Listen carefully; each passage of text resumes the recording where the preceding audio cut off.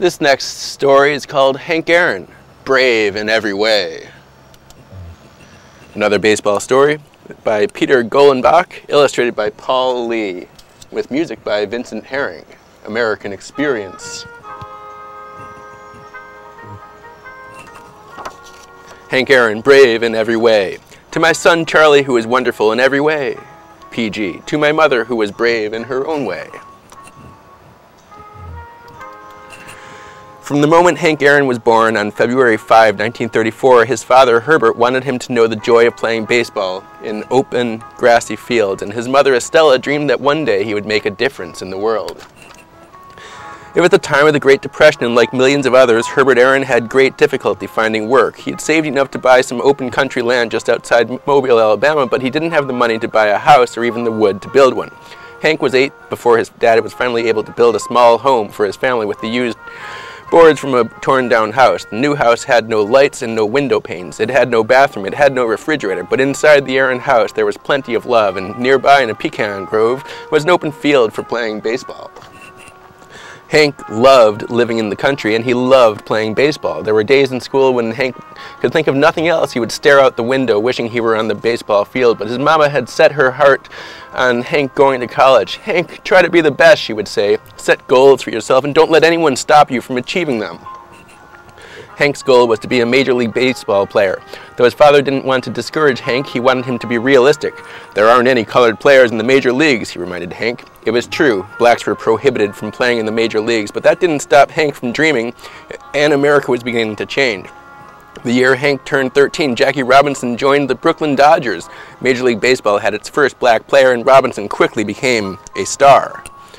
Hank studied, but he also played, and he was good. So good that when he had just turned 16, he was offered $10 a game to play shortstop for a local team called the Black Bears. Hank was afraid his mama wouldn't let him play. The Black Bears players were grown men, and worse still, the team played on Sundays, the holy day of rest. He was sure his mother would object, but Hank wanted to play with the Black Bears more than anything, so he put his fears away and he asked her permission.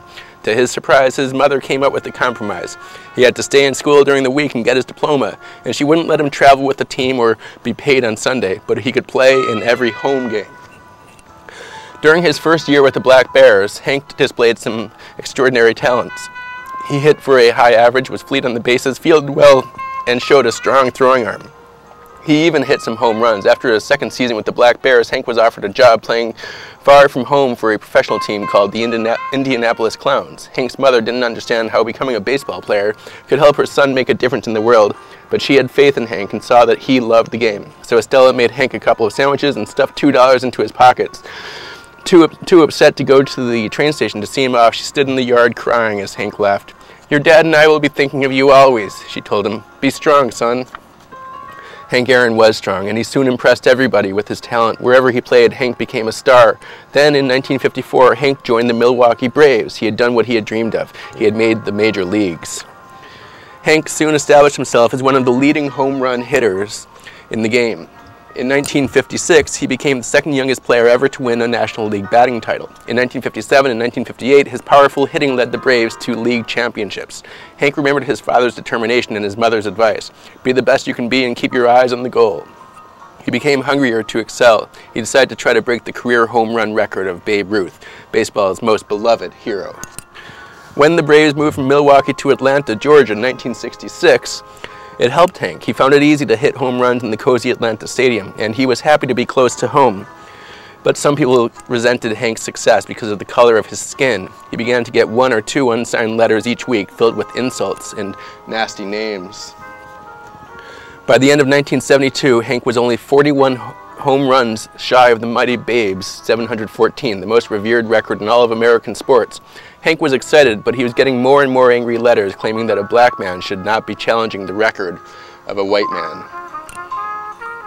Hank decided to fight the best way he could. He swore that each angry letter would add a home run to his record. When the new season started in 1973, Babe Ruth's sacred record lay ahead. The hate mail now arrived in torrents. Hank even got death threats, but Hank Aaron refused to allow anyone or anything to stop him. And something remarkable happened that spring.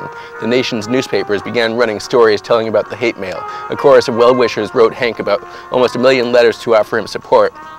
Throughout his life, Hank had had the support of his mother and father, but now a whole country of fans cheered for him. Hank finished the 1973 season with 713 home runs, just one behind Babe Ruth. In Atlanta, on the final day of the season, the appreciative fans rose and gave him a 5-minute standing ovation. Hank's next season began on the road in Cincinnati. The entire nation was watching. In the very first game, Hank hit home run number 714 off pitcher Jack Billingham. He was tied with the Babe. From now on, every home run would set a new record. When the Braves returned to Atlanta, the governor of the state of Georgia and the mayor of Atlanta were in the stands to watch Hank. So were Hank's mother and father. They had been his inspiration. They had taught him well. Hank was happy to know they were there. In the fourth inning, 2 were out. A runner was on first. Hank watched as Dodger pitcher Al Downing threw a pitch low and down the middle. Hank swung. Crack! The ball rocketed just over the head of the shortstop. It kept rising and rising until it sailed over the top of the high wall in left field and landed in the Braves' bullpen for home run number 715. Lights flashed and fans cheered. Estella Aaron felt fear as well as joy. She remembered the hate mail and the death threats. What if someone tried to stop Hank from reaching home plate? As Hank passed second base, a couple of fans raced out of the stands to congratulate him. As he rounded third and headed for home, the entire Braves team rushed out to home plate to greet him. As he trotted toward home, his teammates parted for awaiting Estella Aaron. When Hank touched the plate, his mother threw her arms around her boy. Hank was surprised his mother was hugging him so hard. When she was sure he was safe, she finally let him go. On this glorious day before an entire nation, her son Hank had fulfilled his dreams. That night, when he was alone at last, Hank got down on his knees, closed his eyes, and thanked God for pulling him through. Hank Aaron, brave in every way. This has been Brooklyn Blowback TV. We get naked with the truth. Thank you all for tuning in.